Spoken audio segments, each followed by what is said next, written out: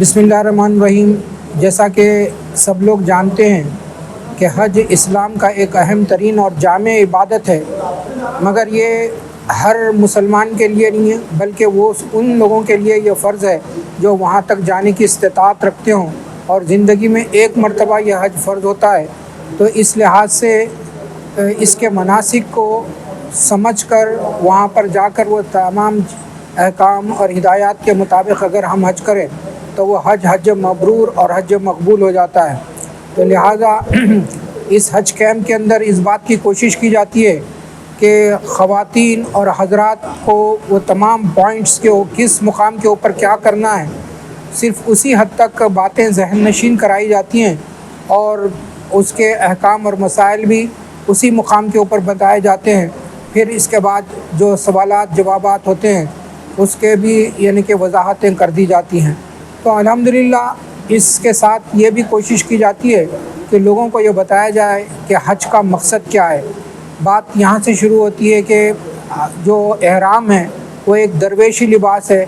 यहाँ पर इंसान को अपने सारे तकब्बुर को ख़त्म करके अल्लाह तबारक व तआला के सामने इज़्ज़ व इनकिसारी के साथ यह हज अदा करना चाहिए।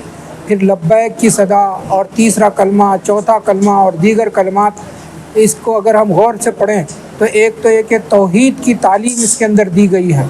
दूसरे ये कि हज का मकसद जो है वो इखलास और लिल्लाहियत के साथ अपने अंदर तक़वा और परहेज़गारी की सिफ़त पैदा करना है।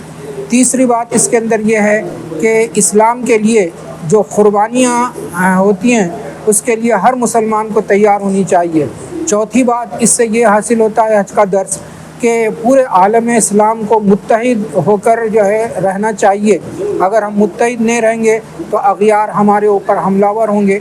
तो लिहाजा इत्तिहाद का एक आलमी दर्स है जो कि इस हज के अंदर दिया जाता है। और पांचवी बात यह है कि इस हज के बाद हर हाजी के अंदर अपनी ज़िंदगी के अंदर तब्दीली लाना चाहिए और इसका असर उनके घर और उनके महल्ले और दीगर लोगों के ऊपर पड़ना चाहिए। बहरहाल हज एक मसावात का और इंसानियत का दर्ज देता है, इसको हमको बुनियादी हैसियत देना चाहिए। व आखिर दावाना अल्हम्दुलिल्लाहि रब्बिल आलमीन। अल्लाह सब के हज को कबूल फरमाए और उनके हज को हज मबरूर बना दे। आज ज़हीराबाद में जमात इस्लामी हिंद ज़हीराबाद की जानिब से हज तरबियती कैंप रखा गया था। उसमें जो माहिर ट्रेनर हैदराबाद से मेहमान खुसूसी की हैसियत से आली जनाब मोहम्मद रफ़ीउद्दीन फ़ारूक़ी साहब बड़ी तफसील के साथ हज और उम्रा मदीना ज़ियारत के बारे में बताए गए हैं और तमाम आज़मान हज बड़ी तफसील से हज का प्रोग्राम अटेंड करें।